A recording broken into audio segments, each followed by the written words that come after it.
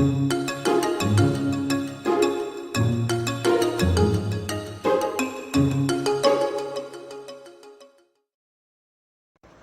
recently had the chance to interview Peter Aziz.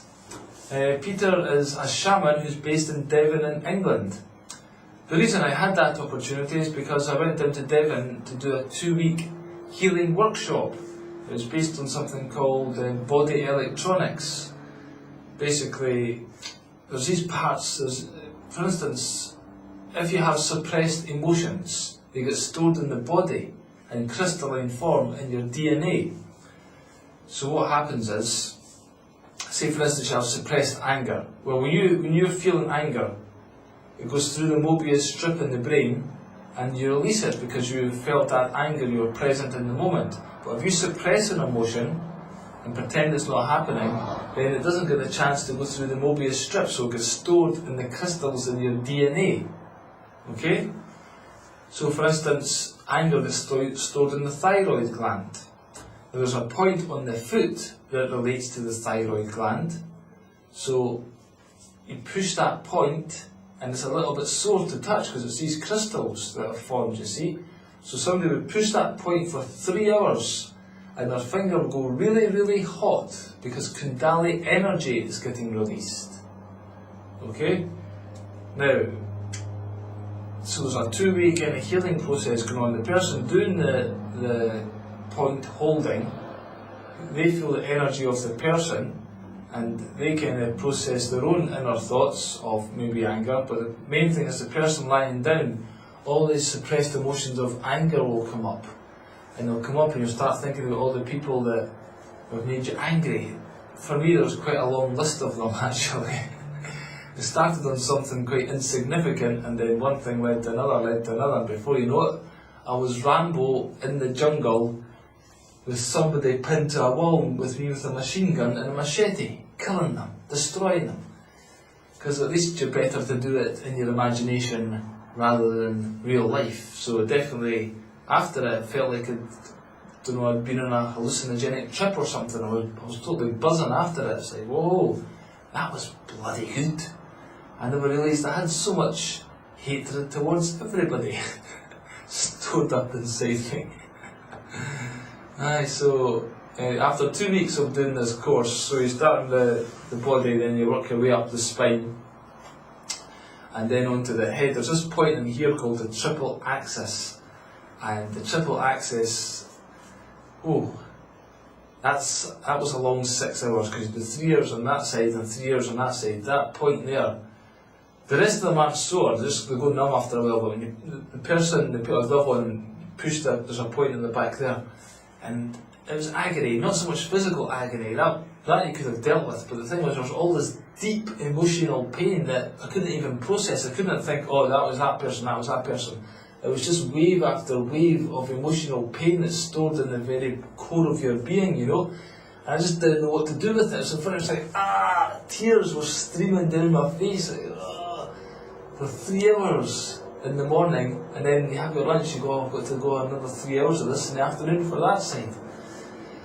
But after the course, I definitely feel, a lot different. For instance, my wife doesn't wind me up half as much as she used to. She still has her moments, but mainly that's caused because of my issues that I've probably got to go back next year to get rid of a bit more, you know. You can't get it all out in 2 weeks. Especially the mental layers I had built up inside me. So this is what I talk a bit about this with Peter in the video. People, to create their own reality, we've got lots of blocks on us, and that's through our conditioning and these emotional layers that we've built up. And so it's good to go there and get rid of these, and also, for instance, things like cancer and other types of illness. Physical illnesses are really just the emotional body's been unstable for quite some time, and we've suppressed things, you know, and eventually it's worked its way to the physical and it's showed itself in a certain way. So again, it's good to go and do this kind of healing because it heals the whole body and hopefully prevents any illness in the future, which is something that what they call orthodox science doesn't do, does it?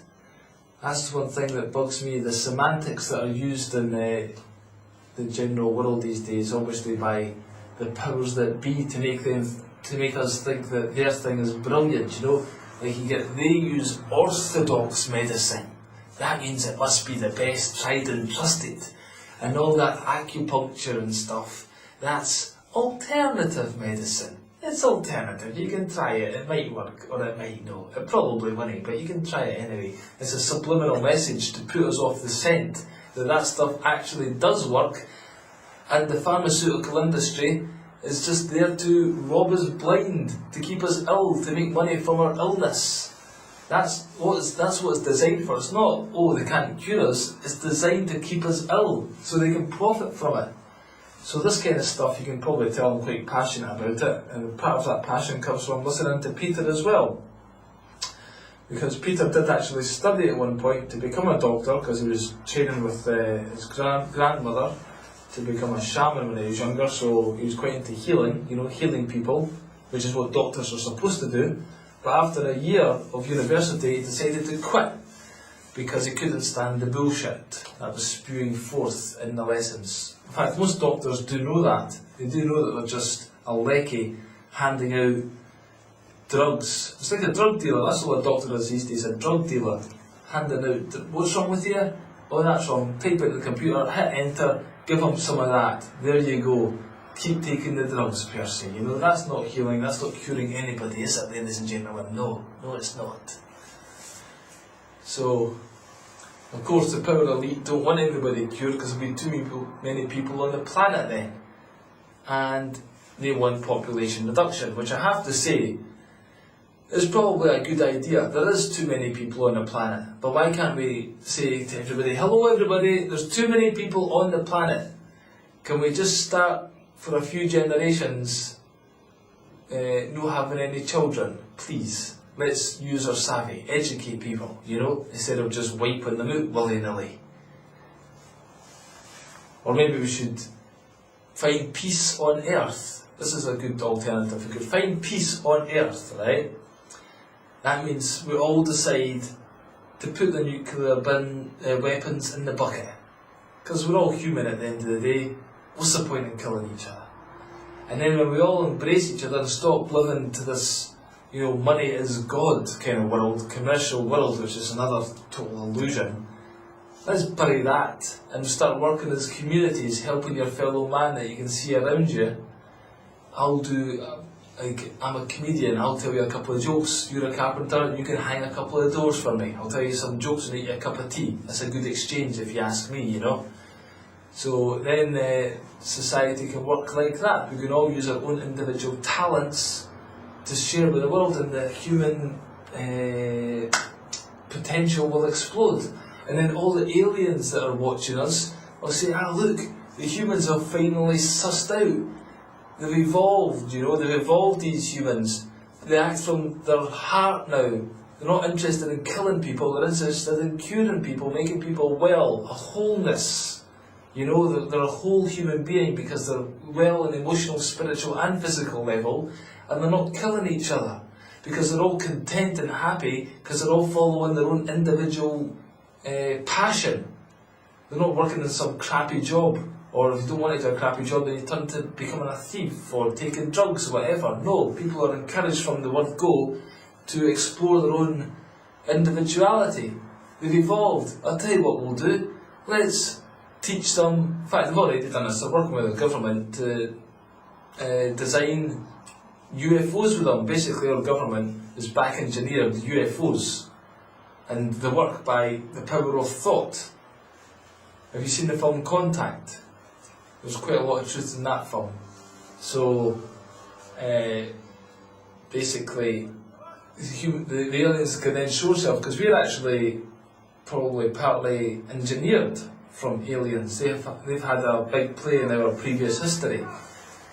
There's different aliens, of course, there's good ones and not so good ones, but the good ones will say, the humans have learned, now they can do space travel, because right now there's a big net around the world not letting us get out, because we go out with our nuclear weapons, we'll start blowing other planets up. But once we evolve on this planet, then the whole universe will be ours to explore, and then there won't be a big need for population reduction because people will say, I'm off to a new planet. I've heard it's quite nice for 2 weeks, and then they'll go there and they might decide to stay and build a nice house there, you know. Something like that anyway, something like that. So all that is my way of introducing Peter. I'll tell you a bit more actually, I'm on a bit of a ramble, and you seem like nice people. You can always hit the stop button. How did I meet Peter? I met him because I was going to Scotland for a month prior to doing the Edinburgh Festival. I hadn't performed comedy in 4 years, and I thought I could give it a bash again. So rather than do a few warm-up gigs, go back to Scotland and do the circuit, I thought I'll do an hour a day at the festival to 2 people in their dug. Hi, that wasn't how I imagined it, but that's how it turned out in reality. But besides that, I was going to go to Edinburgh for a month beforehand to my mother's house, so I could get all my old material and polish it up and rehearse it and go there ready to kick ass. But I went via Amsterdam because I heard there was an ayahuasca ceremony taking place, and I've been wanting to take ayahuasca for about 8 or 9 years. I've read that much about it. Ayahuasca is a medicine that they take in the Peruvian or Brazilian jungle in the Amazon.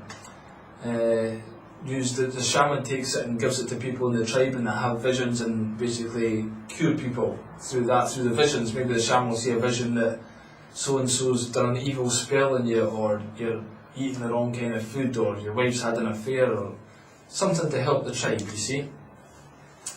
And so I went to Amsterdam to take it because my wife didn't think it was a good idea for me to pay $3,000 to go to Brazil to get spaced out my tits for 2 weeks. Funnily enough, I was right up for the idea.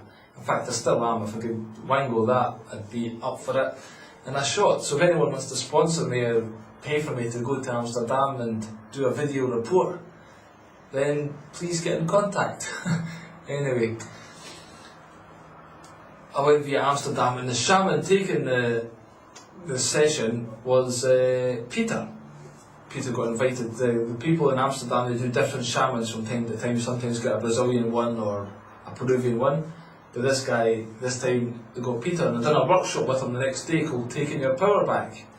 And I'd been looking at this stuff on the internet here in Turkey for a while, all about lawful rebellion. A guy called John Harris has got a website called tpuc.org who talks about lawful rebellion. And this was the first thing that's gave me a bit of hope with regard to the future, because a lot of this conspiracy stuff that I've read is all about problems. But tpuc.org, the People's United Community, talks about solutions and how we can take our power back from the police state. So the next day after the ayahuasca session, basically when I did the ayahuasca I didn't see any visions. What happens is all the negativity in your brain and on your body, it all drains to your stomach, you see, after you take this cup of ayahuasca. And you try and hold it down for as long as you can, because when it goes to your stomach it can come out 2 ways. It can come up this way or the other way. And I wasn't sick for 4 hours, but I did go to the toilet 20 times to shit my brains out, basically. I was like, where is this shit coming from? You know, literally, where is this shit coming from? And it just kept pouring out me. But I definitely felt a lot lighter the next day, spiritually and physically, much lighter. And then I done the workshop, and Peter started talking about this lawful rebellion stuff. I was like, whoa, somebody to talk to about this, haha. And then he started going on and on about other stuff, about how we give our power away to authorities all the time. And there was like everything he said that day, I was like, oh, I really like listening to this guy. And then that's when he told me about his workshop in Devon, which I went to. And I'd done point holding for 2 weeks. Every day you get up and you push a button on somebody for 3 hours in the morning, 3 hours in the afternoon. And then they do it to you sometimes as well. There was one time actually, there was a lady from Amsterdam, the lady who'd done the course in Amsterdam, she came and she talked to somebody there and brought her friend. Now her friend was stunning, she was really beautiful, this girl. In fact, she was so beautiful, she's got a fantastic arse. You know the kind of arse when the girl walks past, all the guys go, fucking hell, man. Check the arse on that thing, you can. awesome. What would you do to that? Yeah? You could get your pint and rest it on it, one of those kind of arses, you know. So there's this point on the coccyx that you push. And on the day we had to do that, I was lucky enough to get this gorgeous bird from Amsterdam. Happy days at the beach. I was looking forward to this afternoon session, but now I've got 3 hours on this gorgeous girl's arse. This is fantastic. Happy days. You know, I think that's the point actually, to release, when you process all the people that have ever shat on you, you know, I think that's what that point's for. Okay, it's a bad joke, But anyway, so I pushed that point. Halfway through this girl's like, oh, she's stretching, you know, oh, she goes, oh, I'm a bit stiff. I was like, aye, me too, aye, because your arse is awesome, babe, you know. It got a laugh at the time, alright, maybe you need to have been there. I met some lovely people in the course as well. See, when you go through a 2-week healing process like we've done, you meet some fantastic people. And because everybody's going through a healing crisis, really. And we had to eat raw vegetables, that's another thing. We had to eat raw vegetables for 2 weeks. Why? Why did you have to eat raw vegetables? Well, when you push these points, you see, when you eat food, it's supposed to be raw, but we cook the food and that kills the enzymes in it. So it's not doing us as much good as it should. These enzymes get killed. Okay? So when you eat them raw, the enzymes act as a catalyst, so when you push these points and can dilate energy, it goes for 2 or 3 hours and then eventually it dies down. It gets really, really hot, by the way, it's mental. For instance, let me tell you another interesting wee thing. In the DNA, there's strands in the DNA that look like Sanskrit letters. Okay? One of the first human languages is called Sanskrit, from India. Now, the goddess Kali, when Peter was getting trained to do ayahuasca by the shamans in Peru, the first time we took it, the goddess Kali appeared in the vision for the shaman and Peter, and none of them had ever seen Kali before. But because Peter's got Indian blood in him, that's why Kali appeared. The shamans in there had never seen it because none of them have Indian blood. And then Peter started singing in Sanskrit. He didn't know what the hell was going on here, so when he got back, he says, he knew it was Kali from pictures, so he started studying Kali and he started studying the Sanskrit language to understand what the words are that he was singing. So when he does an ayahuasca session, he gets possessed by the goddess Kali, possesses him and works through him to remove demons from you and stuff like that. As you do, you know. So this Sanskrit language is what Kali sings in. Now I had an MP3 player with me, there was an audio one, I could press play. And so after 2 hours of pushing somebody's point and the process of stuff, you know, you want it to finish because it can get a bit boring sitting there. So sometimes I would play some music, and the first time I did this and every time after, without fail, I'd press play on the Kali music. The instant that music started, the temperature on the spot went from red hot to white hot. White hot. It started pulsing and vibrating. That's like, then you're holding your finger, oh, Jesus Christ, that's intense, man, it's intense. It's like putting your finger in an electric socket, you know. That was mental. Can you imagine the connection is so real? It kind of proved to me that this Kali stuff and all that is real, you know.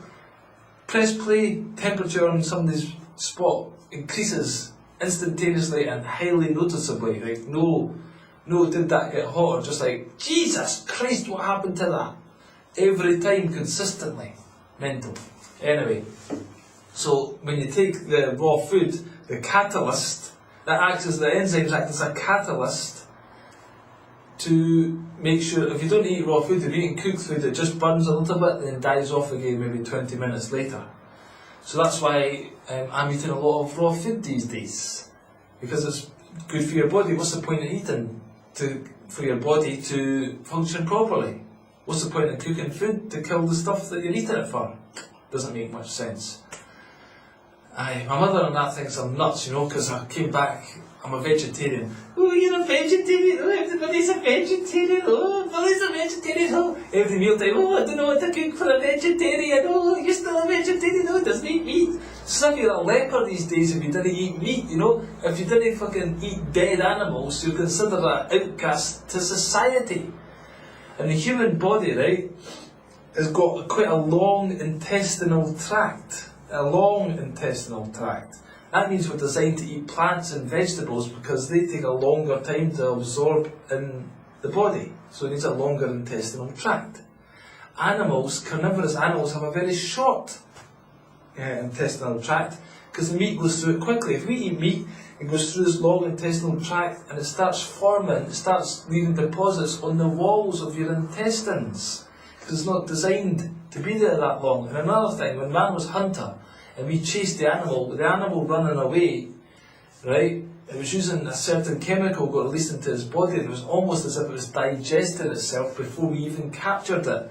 And then we would eat it and basically the meat would be ready to be eaten.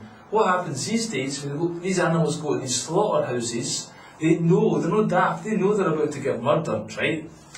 So all the adrenaline and fear's pumping through them, oh, scared up to the max. So when you kill them, that fear and adrenaline and energy forming is in the meat.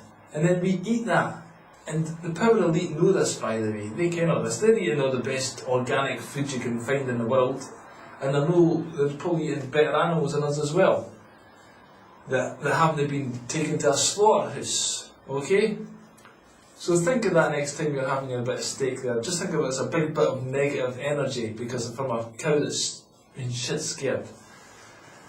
So these things are the things I think about now after doing 2 weeks in Devon. There's loads of other stuff I could tell you about.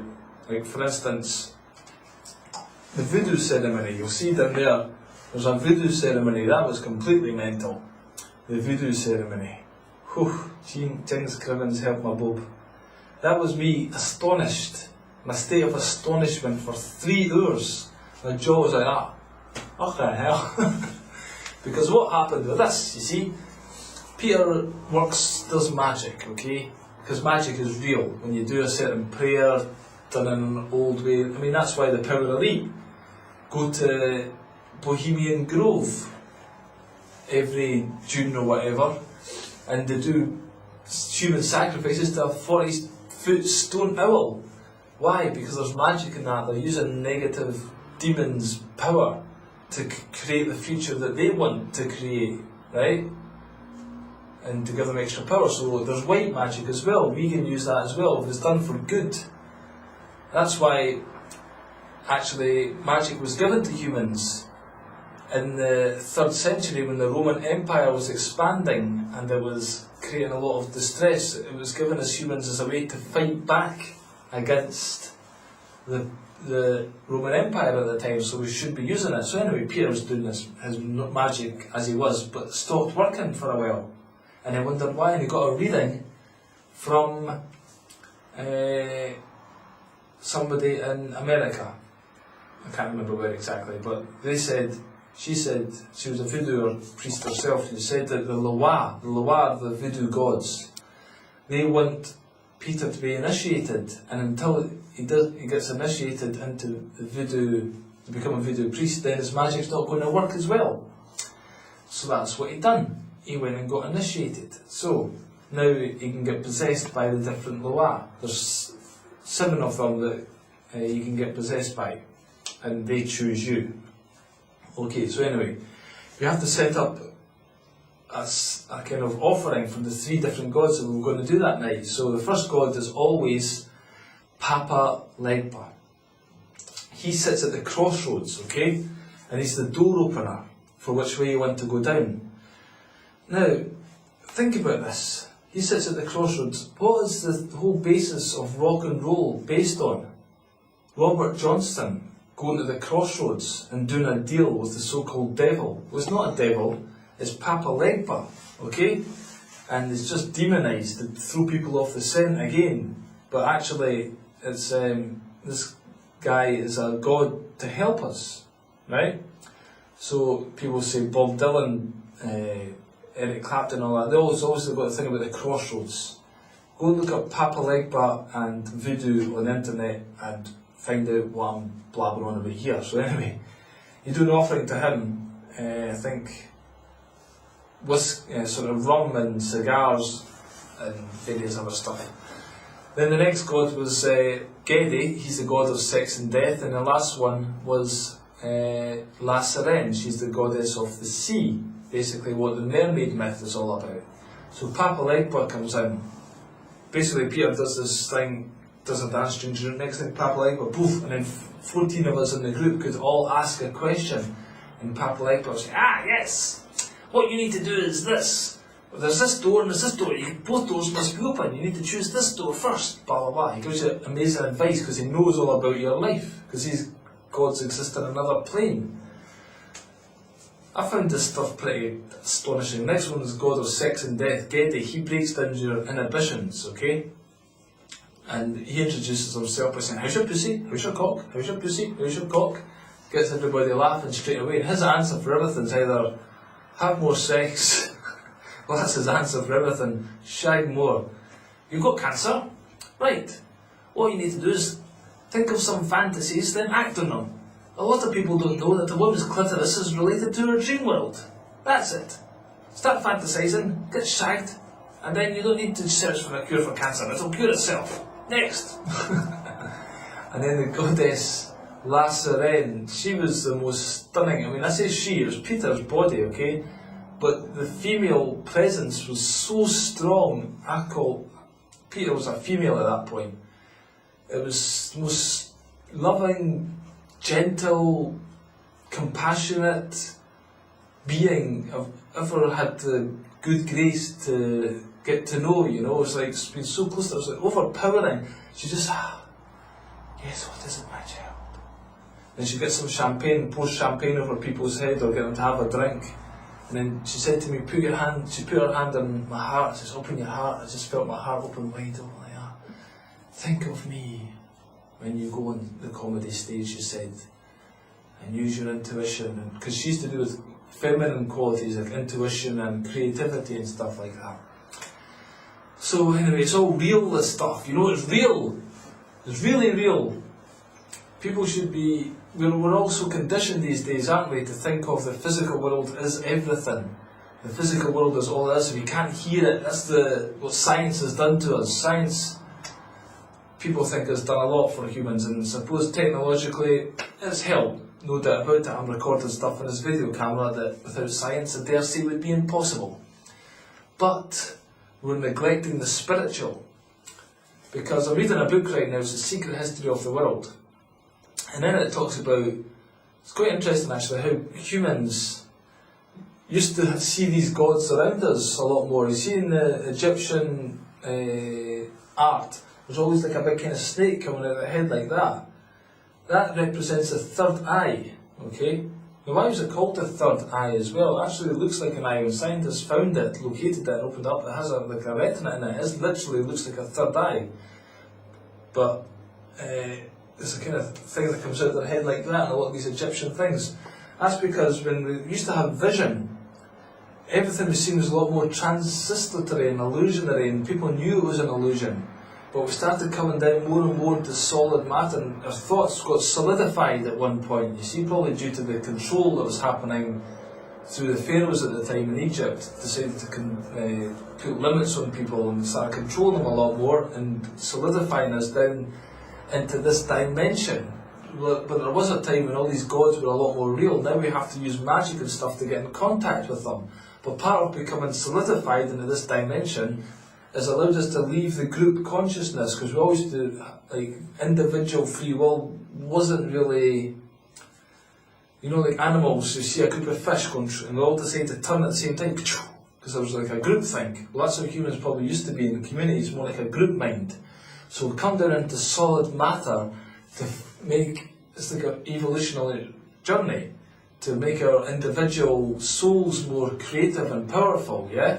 So we need to take our power back as an individual, and then when we've all done that, then we can all start going up again to start seeing the gods in a higher dimension again and becoming more in tune with them. But to be able to get to that dimension, we have to believe in them and start working the magic with them, you see?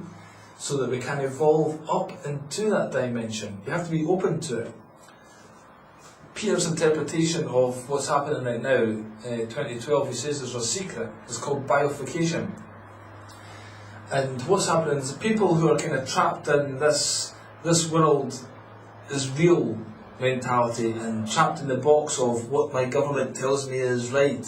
I'll believe the authorities, I won't think for myself, I'll just do a crappy job forever and ever and not use any... I mean, you can do a crappy job as long as you're doing it with your heart and doing it properly, then I'm sure that's fine, you know. As long as you're doing more good than you're doing harm, I reckon, or you're doing it with joy and passion. If you're going into a crappy job and you hate it, then you've got to ask yourself why. Is money everything in life? So, yeah.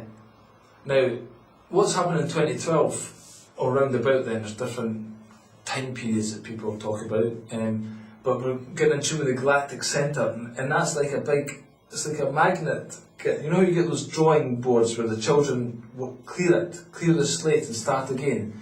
Well, I reckon at that time everything's going to be back to what you think you'll instantaneously create at that point, more like the illusionary dream world that we used to exist in, yeah? Because that's all outer reality is. As Bill Hicks talks about energy being condensed at a slow vibration. Well, that's all it is. So we've got a chance in 2012 to, if we really embrace this, we create our own reality and move towards it and plan it and create it, then we'll be in tune with that so that when the magnetic clearing of the board happens, we'll be in tune with the new higher dimension and we'll go towards it because we're open to it.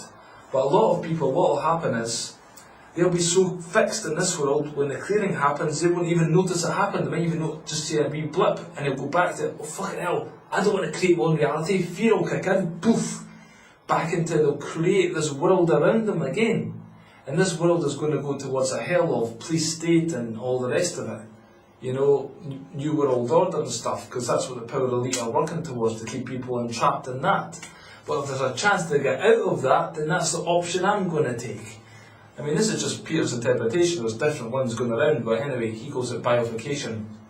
And he says it's happened before in Atlantis. There's been 3 periods of evolution in Atlantis, whereby there's been a split, and the good people, or the more evolved souls, have went to the higher dimension, and the other ones, for instance, our evolution now is from the split of the one that failed. The Atlantis that failed, and all the knowledge had to go underground into the mystery schools, a lot of the secret mysteries of magic and stuff like that, that was passed to us from our alien humanoid figures that came down from Sirius a long time ago to create Lemuria. They passed it on to Atlantis, and the knowledge went underground, you know, and then they become like mystery schools to keep this knowledge going. But this knowledge needs to come out for everybody now, so we can learn about it and evolve. Like, for instance, if you want to tune in, there's Atlantean prayers that Peter actually has on his website. I downloaded the PDF, and I've done a couple of prayers for five days in a row and tried to tune into these Atlantean beings. Peter says that they're getting more strong, these Atlantean beings right now, because we're getting closer to them in dimensional frequency. So what I'm saying to you is, open your heart to this stuff, try and tune into it, because if there is a chance to escape the police state, then that's what I want to do, and it involves taking our power back and becoming, I don't know, not letting people control your life. And again, that comes back to healing ourselves. It all comes back to a circle. It's like you have to prune the garden, and then the roses will grow. If there's too many weeds, you'll not get a chance to grow and blossom. So that was a bit of a long-winded introduction. I'll give you that one. But I decided just to not make it a short one, just to do a wee talk with you. And I quite enjoyed it. A lot of the stuff I've just talked about, Peter will talk about a bit more in his interviews, you know. I'm not saying I am Mr. Unique, I've got all the answers. I steal a lot of my shit from everybody. But maybe that's my role, you know, a shit stealer.